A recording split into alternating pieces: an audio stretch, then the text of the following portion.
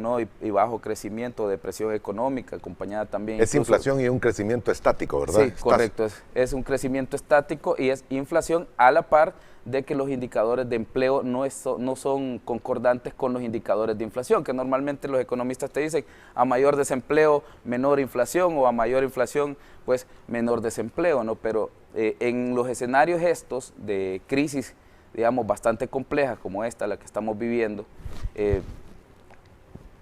las variables no coinciden. Entonces, las economías, sobre todo las economías fuertes, están pasando por un periodo sumamente complicado que está influenciado directamente por los precios del petróleo, ¿no? Entonces nos ha tocado salir a nosotros con planes para detener o medidas anticíclicas para detener el deterioro del poder adquisitivo de la gente. Entonces eso tú lo puedes ver, el día lunes anunciábamos que por primera vez en la historia de El Salvador el precio de los combustibles había roto la barrera de los $6. Por la gasolina especial, si nosotros no hubiéramos salido con las medidas que están vigentes actualmente, el salvadoreño tendría que estar pagando en la zona oriental $6.05 por cada galón de combustible. Lo mismo casi que pagan en California en este momento, que están pagando $6.15 de acuerdo a los últimos sondeos de precios que nosotros hemos realizado. Se está pagando $6.15, mientras que acá debería pagarse $6.05. Por el Fondo de Estabilización de Precios de Combustible, además de la eliminación del FEFE y el COTRANS, ese valor se ha reducido a 4.32 en el caso de los conductores de la zona oriental. Algo que para nosotros representa un sacrificio fiscal, pero a la vez también continuamos con nuestro plan de infraestructura. Moisés, el presidente lanzó en los últimos días los 10 impulsos económicos para la economía salvadoreña que echaremos a andar a lo largo de este año.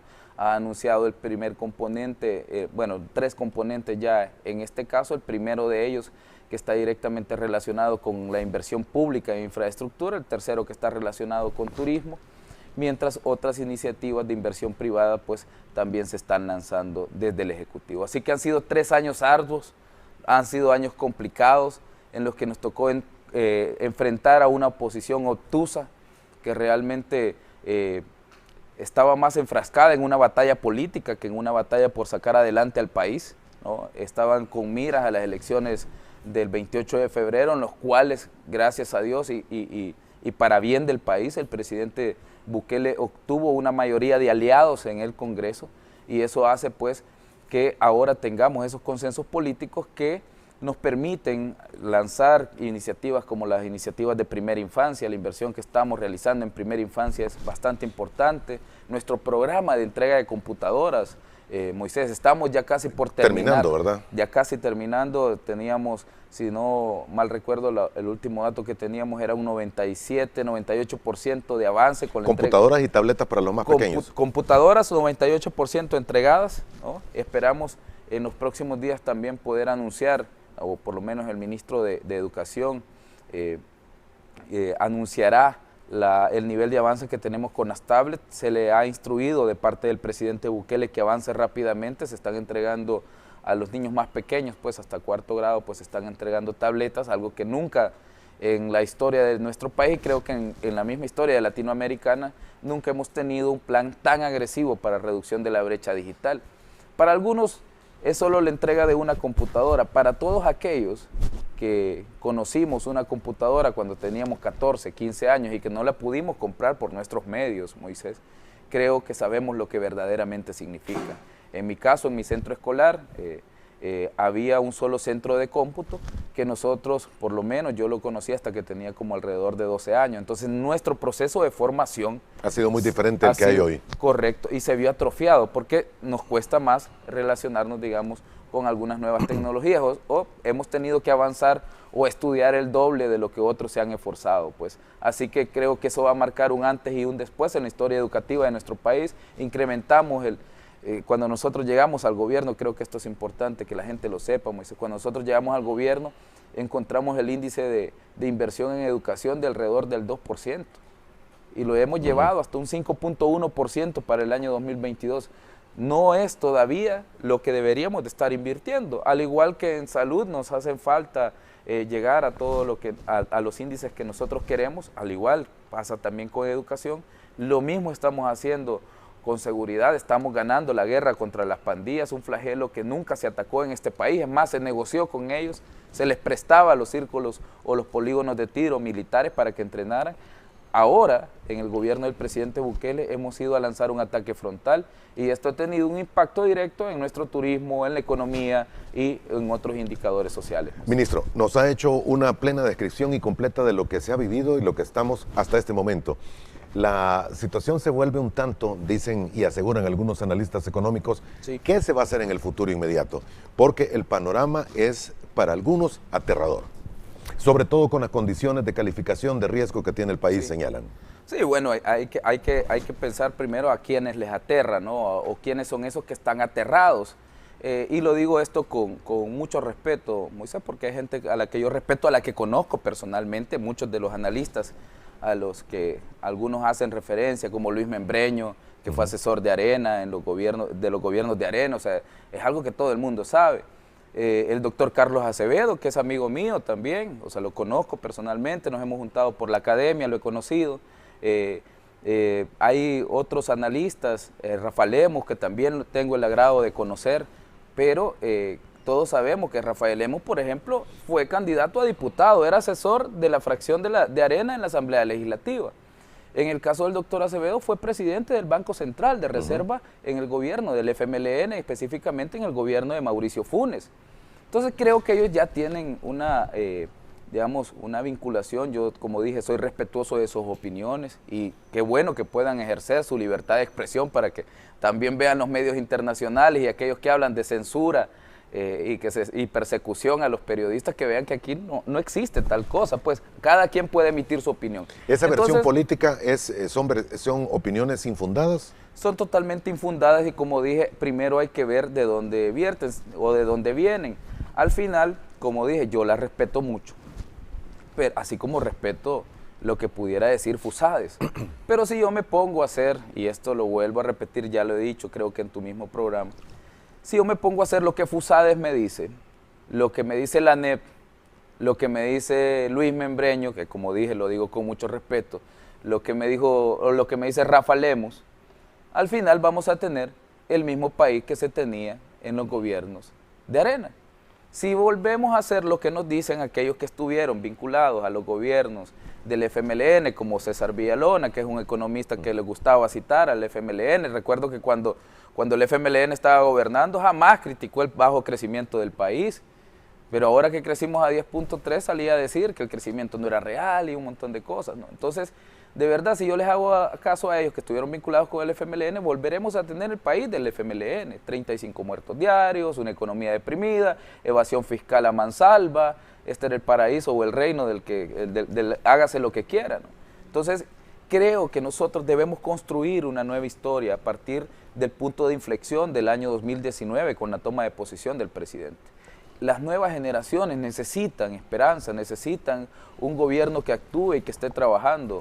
Moisés, creo que es evidente el impacto económico que ha tenido la guerra contra las pandillas, a favor de nuestra población, evidentemente, porque hemos reducido los márgenes de extorsión, los homicidios, llevamos por primera vez, creo que ya sobrepasamos los 128 días, creo que con el que anunció el presidente anteayer o ayer, ya llegamos a 129 o 130, y en el gobierno de Sánchez Serén hubo, creo que ningún día con 0 homicidios. Creo que con el gobierno de Saca 1 y con el gobierno de... con el gobierno de Saca 1, con Mauricio Funes 0, no hubo ningún día en el que no hubieran homicidios, y con el gobierno del FMLN de Sánchez Serén hubo un solo día en el que no hubieron homicidios. En 3 años de gobierno del presidente Bukele hay 128 días sin homicidio. ¿Y cómo ha sido posible esto? Pues hombre, para tener estos resultados hay que inyectar recursos. Y para obtener esos recursos hay que ir a buscar, primero, el orden dentro de prioridades de nuestras finanzas públicas. Segundo, atacar la evasión fiscal por completo, algo que no se había hecho y es algo que lo reconocen todos. Yo recuerdo las críticas que recibió el plan antievasión al inicio. La NET sacó un comunicado, Fusades sacó un comunicado, Moisés, diciéndome en el que yo iba a espantar la inversión privada del país y que los empresarios iban a ir. Hoy por hoy han venido muchos más empresarios, hemos roto nuestras cifras de creación de nuevas empresas o de inscripción de nuevas empresas en el Centro Nacional de Registro, por mucho. Para eso hay que invertir recursos, para eso se necesita buscar a nuestros amigos o nuestros socios multilaterales. Nos adherimos a CAF, por ejemplo, algo que no se había hecho en el pasado. ¿La Corporación Andina? Sí, la Corporación Andina de Fomento o el Banco de Desarrollo de América Latina, como se llama ahora, aunque sigue manteniendo sus siglas, ¿no? Hemos tenido operaciones con el Banco Mundial, fuimos a buscar conversaciones con el Fondo Monetario Internacional, de hecho continuamos en las conversaciones, vamos a hacer algunos anuncios la próxima semana sobre estas conversaciones. ¿Siguen las conversaciones con el Fondo Monetario Internacional? Claro que sí. Porque muchos han señalado de que mientras usted dice continúan, en el Fondo Monetario Internacional no hay negociaciones y no se ven reuniones. Jerry Rice lo dijo hace 15 días. Lo que pasa es que si nosotros escuchamos de repente lo que dice, como te digo, nuestros economistas locales y nuestros analistas locales, como Luis Membreño y todos estos también que ya mencioné, siempre terminan tergiversando, pero si tú escuchas las declaraciones de Jerry Rice, el portavoz del Fondo Monetario Internacional, hace 15 días, lo que dice es continuamos las conversaciones con El Salvador en busca de un programa de facilidad extendida. Y como lo he dicho, al final 1.300 millones, Moisés, en un programa de 3 años, es que no te van a dar 1.300 millones de un solo desembolso, es un programa de 3 años, básicamente serían como 400 millones por año. En todo caso. 400 millones por año, ¿tú crees que vamos a no solventa los problemas que tiene el país? Claro que nos ayudan, apreciamos la ayuda de nuestros socios, apreciamos todos aquellos organismos multilaterales que nos han ayudado, que nos van a seguir ayudando, porque tengo la plena certeza de que nos van a seguir ayudando, pero definitivamente con 5.000 millones no arreglamos el problema fiscal de El Salvador. Nosotros tenemos que crear un plan que cubra por lo menos el PIB de un año, a lo largo del tiempo. No es que lo vamos a hacer ya, no se puede hacer de la noche a la mañana, no se hacen aparecer 25.000 millones o 27.000 millones de dólares en un año. Entonces hay que hacer un plan de largo plazo y de hecho lo tenemos dentro de nuestra planificación fiscal, en el marco de mediano y largo plazo. Pero algunos esperan, Moisés, que yo saque una varita mágica y que borre, por ejemplo, todo el pasado de malas gestiones financieras del país durante los últimos 30, 40 años. Hombre, si se robaron el dinero del Chaparral, se robaron los 300 millones de la partida secreta de Elías Antonio Saca, al profesor Sánchez Serén se le acusa por 147 millones extraídos de la partida secreta, los 351 millones de Mauricio Funes, los saqueos en el Seguro Social, toda la pérdida de medicamentos en el pasado, las pérdidas de la Diego de Holguín, el Hospital San Pedro, que todavía está prófugo, uno de los empresarios españoles que construyó esa red de hospitales, lo que se robaron en el Hospital de Maternidad, lo que se robaron en el Seguro Social de San Miguel, lo que se robaron en obras viales que nunca existieron o que nunca se hicieron. La corrupción a mansalva que drenó todos los fondos públicos que nosotros teníamos, todo ese pasado ha hecho que nuestras finanzas públicas estén golpeadas, Moisés. Y yo no tengo una varita mágica para decirles de la noche a la mañana, borramos esto y se acabó nuestra historia. Ahora bien, ¿qué estamos haciendo? Estamos dando pasos certeros, estamos sustituyendo fuentes de financiamiento. Yo he visto como algunos critican y dicen, ¿por qué el BESI le da operaciones de crédito a El Salvador? Bueno, ¿y qué quiere? ¿Que vaya a colocar al mercado a una tasa mucho más cara? ¿Por qué el mismo BID nos acaba de dar una operación de crédito contingente por 400 millones? El país nunca había tenido una estrategia de contingencia fiscal. Son fondos frescos del BID. Son un crédito contingente, es decir, Dios no lo quiera, existe un terremoto, viene otra pandemia. Es para una eventual emergencia que se tenga. Es una eventual emergencia, correcto. Entonces tenemos 400 millones listos para invertir, para contener esa emergencia. Son en 2 rubros, desastres naturales y emergencias de salud. Logramos abrir esa línea, creo que somos los primeros en Centroamérica, por lo menos en Centroamérica, en tener una estrategia de gestión de riesgos. Estamos contratando los seguros paramétricos para obras estratégicas o para activos estratégicos del Estado, para que cuando venga un desastre natural, como digo, Dios no lo quiera, pues y se nos cae un puente, pues lo cubre el seguro. O vas a buscarlo, o vas y activas el crédito de contingencia y tenés ya fondos para atender la emergencia a precios baratos. ¿No? Sí, no a tasas de interés del mercado de valores o del mercado de bonos internacionales, que son un poco más altas, pues. Entonces, nosotros hemos construido esta estrategia. Acabamos de ganar el proyecto regional del mercado de valores del Banco Centroamericano de Integración Económica. Creo que son aspectos que son fundamentales para el país. Moisés, dejamos atrás nuestro legado, nuestra imagen de violencia. Ahora somos el país del Bitcoin, somos el país del surf. Hemos lanzado una estrategia importante en materia de inclusión e innovación financiera para la población a través de Bitcoin. Es algo que todavía algunos no lo entienden en este momento y es comprensible. Las nuevas tecnologías no se aprenden de la noche a la mañana. Hay un proceso de adaptación, pero le estamos apostando por primera vez a ser los primeros en hacer algo. Entonces, creo, Moisés, que para algunos vaticinar escenarios catastróficos es muy fácil, porque los escenarios ideales que ellos siempre han visualizado los vieron ligados al FMLN o a Arena. No hay otra forma de que ellos vean un país que va a salir adelante si no es con sus líderes políticos, que en el pasado lo único que hicieron fue destruir a diestra y siniestra el tejido productivo de nuestro país, al igual que destruyeron también nuestro tejido social. Muy bien, son las 6 de la mañana con 59 minutos, vamos a hacer la primera pausa. Hay una serie de interrogantes que se cuestionan a través de las redes sociales y temas que han venido subrayándose cada vez que usted nos visita. Vamos a hacer una serie de preguntas, prácticamente es un tren de preguntas sobre todos los temas que se han mencionado a lo largo de todos estos años. Hacemos la pausa y regresamos.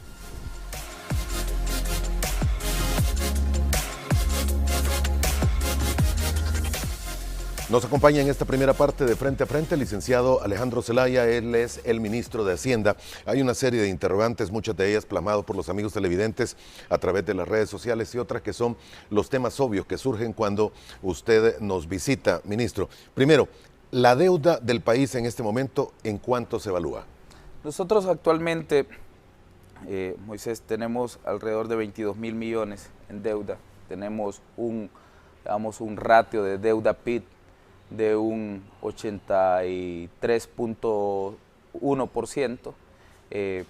Nosotros incluso durante la pandemia llegó a elevarse hasta un 87.9%, hemos bajado progresivamente a 83.1% en este momento. Además hay que recordar que nuestro PIB creció, porque el problema con el ratio deuda-PIB es porque los sistemas de cuentas nacionales también tienen un error de parametrización, de acuerdo a lo que yo veo por lo menos.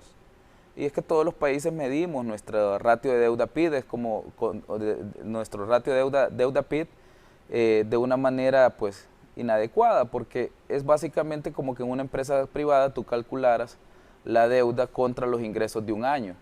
Entonces no vas a pagar tu deuda con los ingresos de un año, no se paga en un año esa deuda. Entonces es uno de las falencias en los sistemas de cuentas nacionales. Eso no nos compete a nosotros, vamos a seguirla midiendo como lo exigen los estándares internacionales, pero hemos empezado a bajar progresivamente. Además de eso, hay que recordar que somos uno de los países también que incluye la deuda de pensiones. Eso le iba a preguntar. Dentro de su ratio deuda. La deuda previsional está incluida en ese 83% que usted menciona. Está incluida ahí, que son alrededor de 20 puntos porcentuales de la deuda previsional. Si eliminara esto, estaríamos ¿qué? En niveles de 60. 60, correcto. Y como dije, Costa Rica, por ejemplo, calcula dentro de su presupuesto, calcula la deuda previsional, ¿no?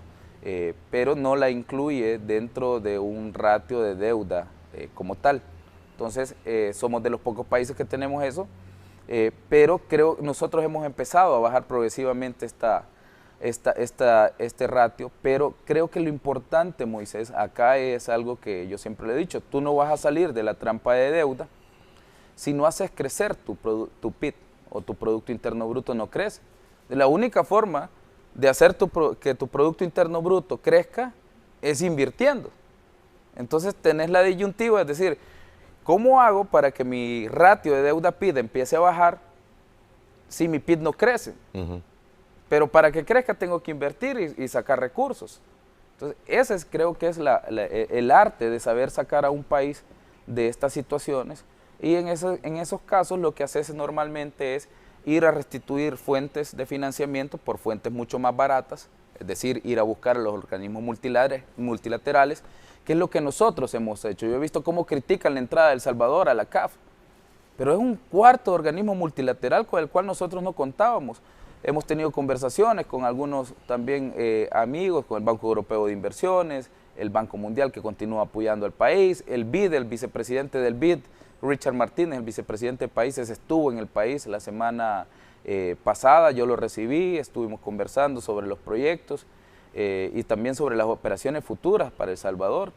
El BESI continúa apoyando a El Salvador. Estas fuentes de financiamiento son fuentes muchísimo más baratas que lo que te da un mercado internacional de bonos o el mercado local de títulos valores. Entonces sustituís y además de eso tenés que incrementar tus ingresos tributarios. ¿Para qué? Para que puedas invertir en infraestructura, que es lo que normalmente te ayuda más rápido con el PIB, pero infraestructura que sea estratégica. Nosotros hemos empezado a construir los bypass, el periférico Claudia Lars, perdón, el bypass de Opico, todo eso va a mejorar la conectividad de nuestra zona industrial. Estamos por inaugurar nuestra aduana del Amatillo también, que ya la hemos terminado, una aduana de primer mundo, Moisés, una aduana preciosa. Cuando la población la vea, creo que va a dimensionar los avances que nosotros estamos teniendo. La misma planta de gas natural ya empezó a funcionar. La de Cajutla, la que estaba en Cajutla. Ya les ayudamos nosotros con toda la tramitología y todo lo demás, ¿verdad? De acuerdo a las declaraciones del presidente de CEL, ya no necesitamos importar energía, sino que tenemos suficiente para el mercado hoy por hoy nacional. Sí, tenemos suficiente. Incluso estamos hasta vendiendo, sí, parece. Sí, estamos exportando un poco de la producción nacional y ya empezamos a cambiar esa dinámica de bajo crecimiento del PIB. Entonces, al cambiar esa dinámica de crecimiento y empezar a crecer al ritmo de 2 dígitos como lo hicimos el año pasado, es complicado mantenerlo todos los años, pero con solo que nosotros empecemos a superar el 5% de crecimiento de nuestro Producto Interno Bruto, Moisés, creo que el país va a empezar a avanzar y a salir de esa trampa de deuda, porque al final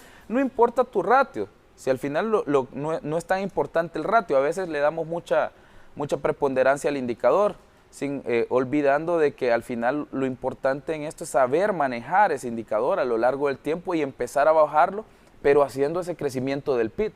Porque muchos dicen, hay que recortar el gasto público en esta y esta área.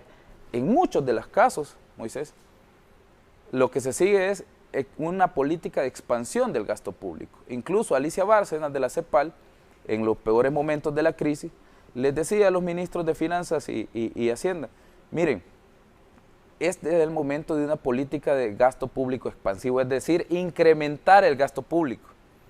Pero ese gasto público debe de incrementarse de manera inteligente, invirtiendo en nuevas tecnologías, en educación e en infraestructura. Nosotros combinamos esa estrategia, ¿no? La renovación de nuestras escuelas, la entrega de computadoras, también la inversión en infraestructura vial, ¿no? Combinamos esa estrategia para expandir un poco nuestro gasto. Nuestro presupuesto del año 2021 para el año 2022 creció, pero mucho de esto está referido a inversión pública. Entonces necesitas invertir, si no, no vas a salir de la trampa. No se va a lograr crecer. Correcto. Entonces, ahora, hay muchos que te dicen recortar gasto, pero no saben a veces lo que están diciendo. Muy bien. Estoy tratando de poner todos los datos en blanco y negro. Deuda, 83%, me dice usted. Sí. El crecimiento estimado que vamos a tener este año, ministro. 3.2 de acuerdo al Banco Central de Reserva. 3.2. Sí, 3.2. Ahora, usted mencionó... Fondo Monetario Internacional, 3.3%. Usted mencionó que la esperanza era 5 puntos porcentuales. Al igual, el año pasado el BCR dijo que íbamos a crecer 3.8%, si no mal recuerdo. Sí, 3.8% era para el año 2021, ese fue el ratio que nosotros utilizamos para hacer nuestro presupuesto general de la Nación, y terminamos creciendo 10.3%. Y no es que el Banco Central de Reserva se equivocó, no, para nada, la metodología estaba bien medida. Pero hay algo que en materia de finanzas públicas se llaman como escenarios pasivos y escenarios activos. En los escenarios pasivos es donde vos solo calculás un crecimiento natural de la economía, y luego están los escenarios activos donde vos intervenís con política pública. En el caso de El Salvador, el gobierno del presidente Bukele intervino directamente desde el gasto público, financiando obras viales, financiando la inversión privada, trayendo torneos de surf como el que tenemos ahorita de la ISA, el Junior Surfing, el más grande de toda la historia del surf, el campeonato mundial más grande de toda la historia del surf, se está corriendo en estos momentos en nuestro país. 43 países representados, en más de 400 atletas compitiendo, desde el día viernes que se dio por inaugurado hasta creo que termina sábado, no, el domingo creo que termina, de este próximo domingo.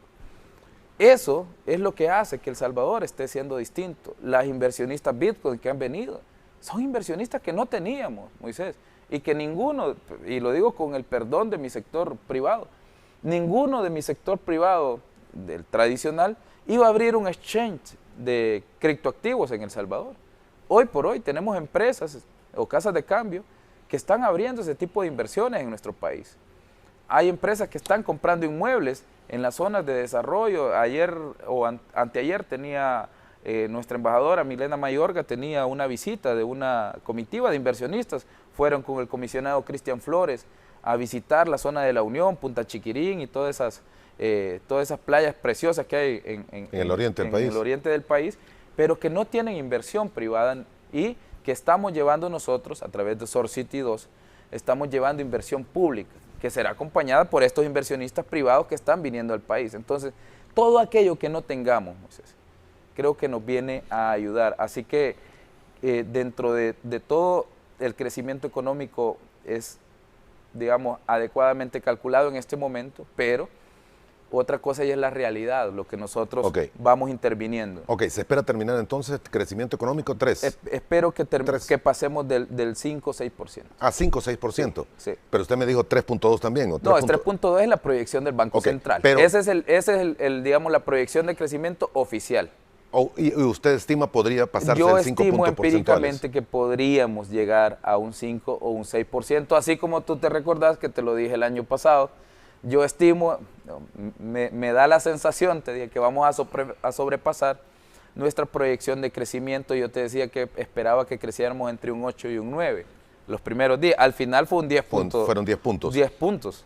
La inflación, ¿en cuánto se calcula en este momento y con cuánto cree que vamos a terminar? 6.55 en este momento, somos el único, 6.55 es el nivel de inflación que hay en el país. En otros países como Estados Unidos los índices están mucho más altos, rondaban casi el 9% en muchos estados. También para los países de la región no ha sido nada fácil. Muchos de ellos están experimentando índices de inflación de 8.5, 9.1 en algunos casos. El Salvador ha sido el único país de Centroamérica en la que la inflación empezó a bajar en el mes de abril. Entonces, eso indica que nuestras estrategias que empezamos a implementar en el mes de marzo para la estabilización de los precios de combustible. Sobre todo los combustibles, ¿verdad? Correcto. Han detenido la inflación. Sí. ¿Y la han hecho disminuir? La han hecho bajar, estábamos situados en alrededor de 6.9 en algún momento, en marzo creo que cerramos con 6.9, para abril disminuyó a 6.55 y espero que siga disminuyendo porque mantenemos también nuestras iniciativas. Pero también, más allá de la estabilización, fíjate que lo que también ha ayudado mucho es las inspecciones que nosotros hemos realizado. Llevamos más de 22.000 inspecciones realizadas en conjunto con la Defensoría del Consumidor, el Ministerio de Hacienda, la Dirección de Hidrocarburos. Llevamos más de 22.000 inspecciones a lo largo de estos tres meses que hemos mantenido la estrategia y sobre todo eso lo que ha hecho es que no existan incrementos injustificados de precios. ¿Por qué? Porque al final la inflación no es un fenómeno matemático, es un fenómeno más bien psicológico, Moisés. ¿Por qué? Porque el panadero, y te pongo este ejemplo, el panadero oye que hay guerra en Rusia y Ucrania y que son los mayores exportadores y que va a venir y automáticamente y que se va a incrementar el precio y que le va a incrementar 25 centavos. Pero el panadero normalmente no tiene un sistema de prorrateo de costos tan, digamos, detallado como lo tenía una empresa industrial. Entonces él dice, bueno, yo le voy a incrementar y en vez de dar los 5 panes francés que daba por 25 centavos, ya solo voy a dar 4. Entonces, no hay una medición exacta. Por eso digo que no es un fenómeno matemático, es un fenómeno más bien psicológico en la mente de los empresarios y de la sociedad en general. Porque cuando nos dicen crisis, todos nos alarmamos y empezamos a prepararnos para sobrevivir a esa crisis. Entonces, hay que prepararnos en algunos de los casos, pero sin afectar el bolsillo de la gente. sin afectar injustificadamente a los consumidores, porque al final también son sus clientes, pues. Yo hacía un llamado cuando empezamos a implementar esta estrategia de que no abusaran de estos precios, pues sabemos que hay un incremento en los insumos, está bien, deben trasladar una pequeña parte de esos incrementos, pero no de manera desproporcionada. Entonces, nuestras inspecciones han hecho que se respete la ley y que se respete al consumidor. Son 50 millones de dólares mensuales los que se están los que el gobierno está pagando para que se pueda tener el combustible a estos niveles actuales. Son 50 millones mensuales entre las diferentes medidas que mantenemos contra la inflación, entre los aranceles que perdemos, que el mayor componente es combustible, por supuesto.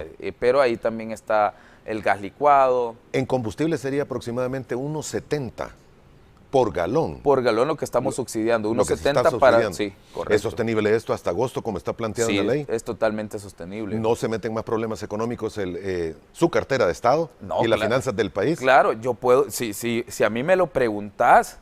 Moisés, ¿usted quitara eso?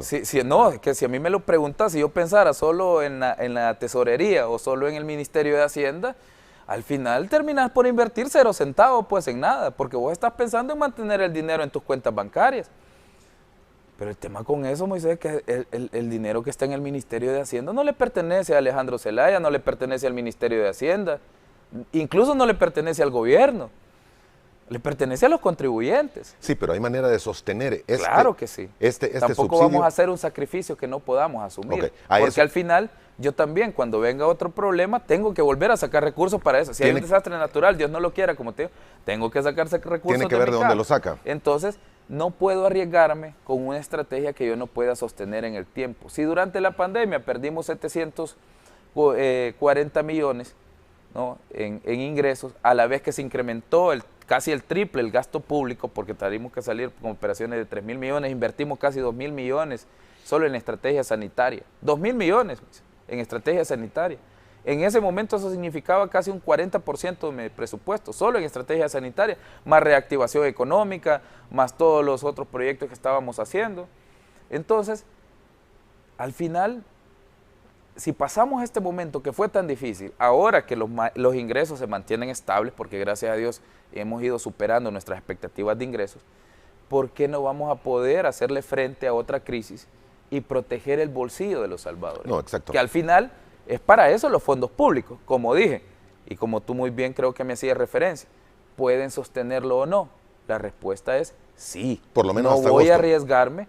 Por lo menos hasta agosto, ministro. Durante dure la crisis, nosotros tenemos que ir evaluando cuánto vamos sacrificando de nuestra estrategia fiscal. Si tú recuerdas, allá por diciembre, había gente que ya nos estaba diciendo, quítele el IVA a no sé qué, quítele el IVA a no sé cuánto, quita este impuesto, quita medicinas, alimentos y todo lo demás. ¿Qué es lo que pasa con eso? Entonces, yo quisiera que nadie pague impuestos, pero si nadie paga impuestos, ¿y entonces cómo vamos a financiar las obras públicas? ¿Quién le paga a nuestros médicos? ¿Quién le paga a nuestros maestros? Entonces nos vamos a empezar a quejar todos. Entonces nosotros debemos ser cuidadosos con qué tipo de sacrificios fiscales podemos ir jugando. A Costa Rica, por ejemplo, durante la pandemia, ellos suspendieron el cobro de IVA durante 3 meses y eso benefició a los empresarios porque con eso se capitalizaron los empresarios ya habían cobrado el IVA al consumidor final y luego no lo trasladaron a Hacienda. Eso sirvió para financiarse. ¿Qué es lo que pasó después? Costa Rica tenía un problema sanitario sumamente grave porque como prescindió de los recursos, no tuvo flujo de caja para poder pagar. Exacto. Entonces yo tengo que tener ese cuidado de ir balanceando entre la estrategia de gasto y también con mi estrategia de ingreso. ¿La brecha fiscal cómo está? 498 millones, tal cual se presentó. Eso es lo que estaba proyectado en el presupuesto. Eso es lo que... No se ha incrementado. No se ha incrementado. ¿Hay forma de suplir esa necesidad de ese hueco fiscal? Sí, claro. ¿Se tiene para terminar el año? Sí. ¿Sin tener que recurrir a medidas extremas? No. Sin tener que recurrir a ninguna medida extrema. El financiamiento está totalmente asegurado. ¿Con los ingresos fiscales es suficiente? No, es que con los ingresos fiscales no va a ser suficiente porque estamos hablando de la brecha. Ajá. Entonces, si tuviera los ingresos fiscales suficientes, no hubiera brecha, por definición. Entonces, los ingresos fiscales nos están dando una parte. Nosotros tenemos ya 300 millones adicionales, ¿no? 300 millones adicionales a lo que nosotros mismos esperábamos recaudar. ¿Por la actividad? Por incremento de la recaudación, por combate a la evasión fiscal, por incremento de la actividad productiva del país, y por diferentes pues, razones de intervención desde la política pública. Entonces, eso ha incrementado nuestra recaudación, eso puede hacer que en algún momento esa necesidad de 498 millones disminuya. O, como sucede en este momento, de ahí estamos tomando también para no sentir el golpe de la pérdida que estamos teniendo por eliminar FEF, Ecotrans, por el subsidio del combustible. Entonces, con eso juego, con mis excedentes de ingresos y también con recortes por algunos lados. Muy bien. Ministro, en el caso de la deuda que se tiene de los eurobonos para enero del próximo año, ¿está asegurado el pago del mismo? En los 5 escenarios fiscales que nosotros hemos trabajado, Moisés, y esto lo digo, se lo muestro a los organismos multilaterales, se lo muestro a los inversionistas, en ninguno de ellos se pasa ni por cerca un escenario en el que nosotros no cumplamos con nuestras obligaciones. ¿El escenario de impago no existe para El Salvador? No, simplemente no. Y algunos creo que hasta dicen, no, lo que dice el ministro es mentira. Bueno, cada quien le puede creer, ¿verdad?, a quien quiera, pero en los escenarios que nosotros hemos revisado con los organismos multilaterales, El Salvador mantiene el cumplimiento de todas sus obligaciones, no solo con los inversionistas internacionales, sino también con nuestros bonistas locales. También con mantener, digamos, un nivel de pagos adecuados para nuestros proveedores del Estado, para el pago del personal del Estado. Ninguno de estos compromisos se va a dejar de cumplir, ninguno. Y el pago de los eurobonos menos tampoco. Tampoco, menos. Ahora, o sea, es un vencimiento de capital que hay que pagarlo porque los inversionistas confiaron en ti en su momento, ¿no? Y hay que pagarlo. Letes y CETES, señalan algunos economistas, están en el tope. No hay más de donde pueda sacar y la única opción que tiene el Estado es el rollover. Nosotros reducimos, Moisés, nosotros reducimos por iniciativa propia, el primer gobierno que lo ha hecho, incluso teniendo asamblea, que pudimos incrementarlo en vez de reducirlo. Reducimos el nivel de deuda de corto plazo que se puede emitir en el presupuesto general de la Nación. Antes era un 30%, para el año 2022 es de un 25%. Esa es una medida de, digamos, de sanidad fiscal que nunca pensaron los gobiernos anteriores. Ahora veo que están preocupados. Sí, alguno podrá decir, el margen lo tienen ya muy cercano. Sí, si yo recibí 1.000 millones de deuda de corto plazo. Y actualmente lo que tenemos son alrededor de 1.250, si no mal recuerdo. Incluido... ¿Y el tope es? Incluido son como 1.400. Incluido con la rebaja en el porcentaje de emisión que nosotros realizamos. Yo podía mantenerlo en un 30%. Incluso, es más... Si para una emergencia subirlo. Si puedo ir a la asamblea y pedirle, miren, subamos el porcentaje de emisión de deuda de corto plazo que yo puedo tener, subámosle un 30%. Y hacerlo, o sea, estamos en una crisis inflacionaria.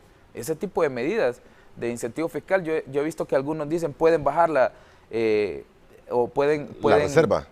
Esto o no sé qué. Y no es parte de tu estrategia. La Fed acaba de ajustar las tasas de interés. ¿Y qué querés? ¿Que nos quedemos de brazos cruzados esperando cómo la gente sale afectada?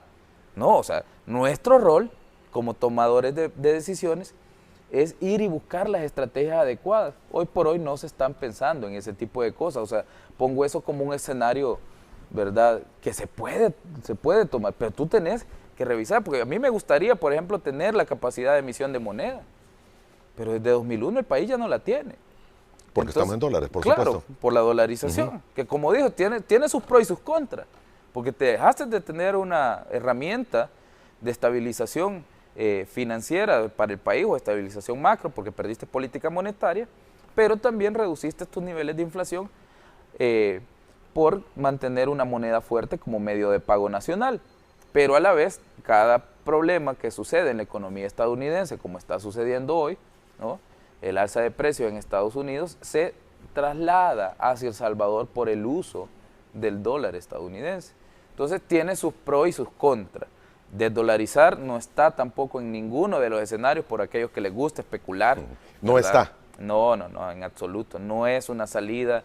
Eso nos provocaría muchos más problemas porque hay que recordar que mi deuda está nominada en dólares. Entonces, si yo vuelvo al colón, no hay que creer que vamos a volver a un tipo de cambio de 8.75. Jamás. Nos van a dar un tipo de cambio de 24. Entonces, cuando yo esté recibiendo colones en mi economía, estaré teniendo que pagar a precio de 24 lo que ahora, digamos, podría estar pagando a una tasa mucho menor porque tenemos el dólar estadounidense. Además de que eso también convierte al país en un atractivo como inversiones.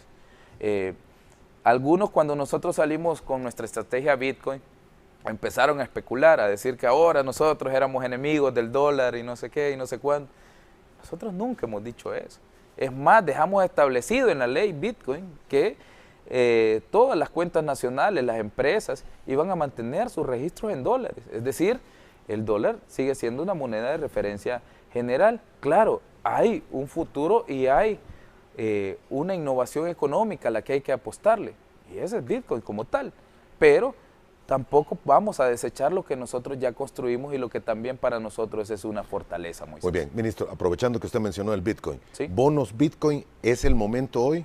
No. Esta pregunta, todavía no. Todavía no. Hace, creo que mes y medio, si no 2 meses o un mes, yo le hice esta misma pregunta. ¿Sí? ¿Es el momento de emitir bonos Bitcoin? Y en aquel momento me dijo usted, no, todavía no. Por el precio. ¿Y hoy? Lo mismo continúa trastocado el precio por la guerra en Ucrania. Hubieron muchos movimientos. Hay que recordar que los mercados de valores normalmente sirven también para los inversionistas como medio de reserva. Es decir, tú tienes un flujo de caja, ¿no?, que proviene de un negocio, pero por tener mayor seguridad dices, bueno, voy a sacar un poco de mi ganancia de lo que tengo en este negocio y lo voy a pasar a este otro negocio. Por si este me tiene un problema, tengo este otro como reserva de valor. No hay que tener los huevos en la misma canasta. Correcto. Entonces, es la diversificación de inversiones, ¿no? Entonces, para hacer reserva de valor, tú lo pasas a otro tipo de inversión.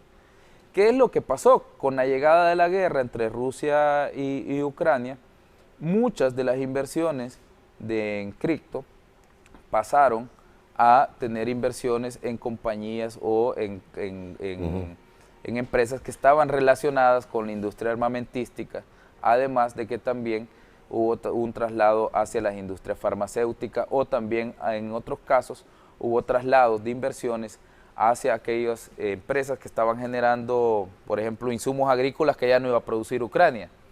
Porque todos los inversionistas dijeron, las ganancias de estas empresas se van a disparar este año. Entonces me conviene comprar más de estos títulos y trasladaron inversiones en cripto, ¿no?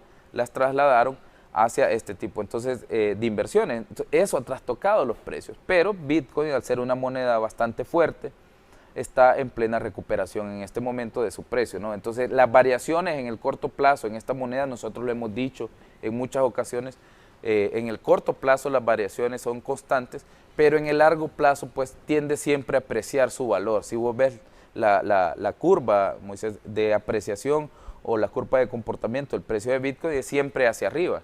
O sea, en el corto plazo tenés pequeñas alzas, bajas, pero normalmente a lo largo del tiempo siempre tiende a apreciarse. Se ha tenido algunas caídas un tanto violentas del Bitcoin. Es una moneda finita, es parte también de su naturaleza, es algo de las características que tiene de comportamiento como moneda en el mundo bursátil. Lo mismo le pasa al dólar también, que cae, sube, cae también. O sea, las caídas en los precios, la libra turca cayó hace unos días, cayó abruptamente, ¿verdad?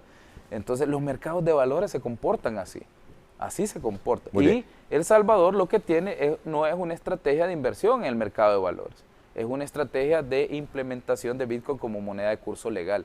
No es que cuando el presidente de la República compra monedas, no es que la estrategia o lo principal sea comprar y vender como tal. Sí jugamos para tener un poco de ganancia por el tema de los DITs. Eso quiero preguntarle. Se han comprado, naturalmente, monedas tiene El Salvador. Sí. La última compra que hizo el Estado fueron 500 monedas el 9 de mayo aproximadamente a la 1 de la tarde con 15 minutos según los datos que yo tengo. Sí. De todas estas monedas se tendrían ahorita 2.301. ¿Es correcto? Aproximadamente. Sí. ¿Se han vendido? Algunas se han, digamos, transado, por ejemplo, para construir chivopets. Tú recuerdas que el presidente Bukele dijo vamos a invertir los primeros 4 millones, ¿no? Entonces se vendió una parte, una porción. Ahí se va jugando con esa estrategia. Hay que recordar que esto también está en la masa del fideicomiso, porque el fideicomiso te permite mantener ambas monedas, ¿no? Así que con eso es lo que se juega. De hecho, el precio al que compramos las últimas 500 monedas ya fue superado. 30.744. 30.000 y ahora ya pues ya superamos. Recuerdo que hace 1 o 2 días habíamos roto esa barrera. Está 31.841, me dicen los datos ahorita. Ahora la oposición y otros analistas deberían de salir a decir que ya ganamos dinero con el Bitcoin, ¿no? Con las monedas, porque siempre salen a decir, han perdido cuando realmente no hemos vendido las monedas. Si no vendes la moneda, tú no pierdes, tú las mantienes. Y esperás que el precio suba nuevamente. En el total de las compras, el balance sería negativo, de las 2.300, si vemos con los precios que se compraron o no. No. En general nosotros compramos la mayoría. Hoy, si lo revisas al día de hoy, pues, ahí probablemente tengas un balance. Pero nosotros no estamos vendiendo las monedas que hemos comprado en este momento. Entonces, no estás obteniendo pérdidas. Las pérdidas se obtienen al enajenarlas, o las ganancias se obtienen al enajenarlas, al venderlas. Tengo que terminar, ministro, pero sí tengo que hacerle esta pregunta. ¿Sí? ¿Habrá anuncio de medidas económicas esta noche por el presidente de la República? No, desconozco el discurso del presidente de la República. Siempre conversamos como cualquier ministro. Como todos los días han conversado en los últimos días. No, como cualquier ministro de Hacienda con el presidente, al igual que conversa con otros ministros, también conversamos sobre algunas iniciativas. Pero en general el discurso del presidente pues lo elabora de manera directa con todos los elementos que quiere incluir él.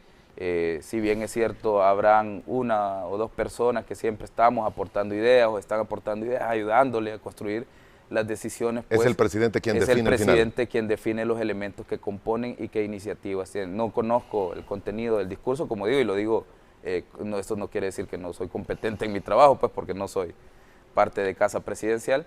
Pero creo que es importante que la población esté muy pendiente. Sí van a ver, es un discurso a la nación bastante interesante, porque son 3 años de la gestión del presidente. Es un punto de inflexión incluso para nuestro mismo periodo de gestión, ¿no? Que son 5 años. Con apertura que me dice, no es el momento de los Bitcoin. Así es, ¿verdad? ¿Sí? No es el momento. No es el momento de salir con el bono. No es con los bonos Bitcoin, no, exactamente. No es el momento. No es el momento en eso. Muy bien. Pensiones, ¿puede haber un anuncio en los próximos días? Es pregunta recurrente. Ya está, yo como lo dije, la iniciativa está presentada, el presidente de la República es quien firma la iniciativa, él está valorando algunos escenarios. No es solo la iniciativa del Ministerio de Hacienda la que está presentada, de hecho estuvimos discutiendo el tema recientemente, hace unos días, junto a parte del Gabinete Económico y también con el presidente. Hicimos unas revisiones de algunos temas también. Pero, como digo, Moisés es el presidente de la República quien da la iniciativa de ley y él hará el anuncio. Ok. Gracias, ministro, por haber estado con nosotros. Vamos a estar pendientes de estos, del discurso que va a dar el presidente de la República. A las 8 de la noche. Hay cadena, por cierto. La cadena nacional, creo que la sesión plenaria está convocada un poco más temprano, 7:30 creo, o algo así. No estoy muy enterado hoy por hoy del protocolo porque he estado con otros temas técnicos. Así que esperamos que toda la población esté atenta a los anuncios que el presidente siempre realiza. Cuando él pide a la población que esté atenta a la cadena nacional es porque va a hacer anuncios importantes y creo que hoy es un día histórico para nuestro país, así que esperamos que toda la población esté atenta al discurso del señor presidente de la República. Gracias, ministro. Gracias por haber estado con nosotros y por la apertura. Gracias a ti, Moisés, y con mucho gusto, pues, otro día conversamos también. Tenemos que seguir hablando, claro, hay más temas. Claro, con muchísimo gusto. Gracias muy por amable. La invitación. Hacemos una pausa, volvemos en aproximadamente 3 minutos. El licenciado Javier Hernández, presidente de la Asociación de Colegios Privados de El Salvador. Cuando regresemos.